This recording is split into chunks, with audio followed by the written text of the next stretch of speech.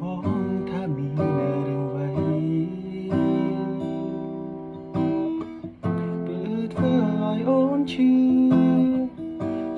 ចាប់ស្ទើររៀងរាល់ថ្ងៃ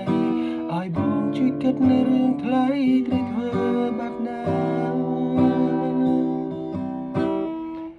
មិនបាច់មានចម្លើយក៏អូនឆ្លើយប្រាប់ខ្លួនឯងបានដែរព្រោះគេត្រឹមតែមនុស្សដែលមិនស្មោះ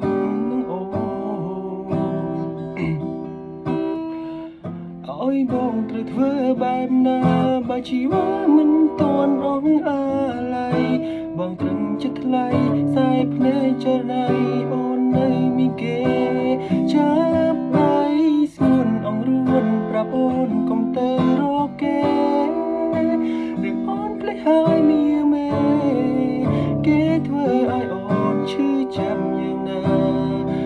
ក្រែងប្រាប់ថាគេនោះជាមនុស្សប្រងមិនអូមិនគួរយកខ្លួនទៅក្បែរតែពេលនេះបងកើតពេញតែ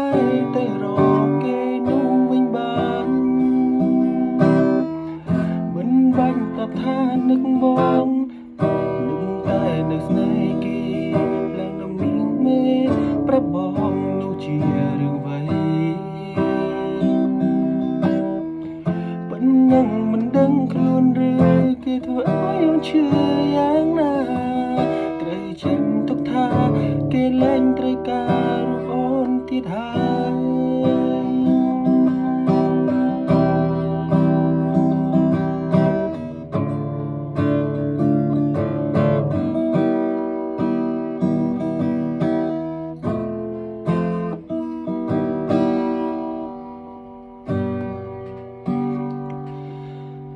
ចា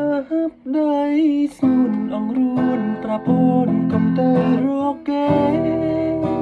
ឬអូនភ្លេចហើយមានមេគេធ្វើឲ្យអូនឈឺចាប់យ៉ាងណាក្រែងប្រាប់ថាគេនោះជាមនុស្សប្រងមិនលោមិនគួរយកខ្លួននៅក្បែរ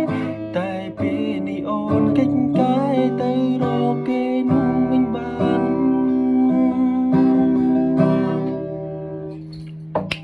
Best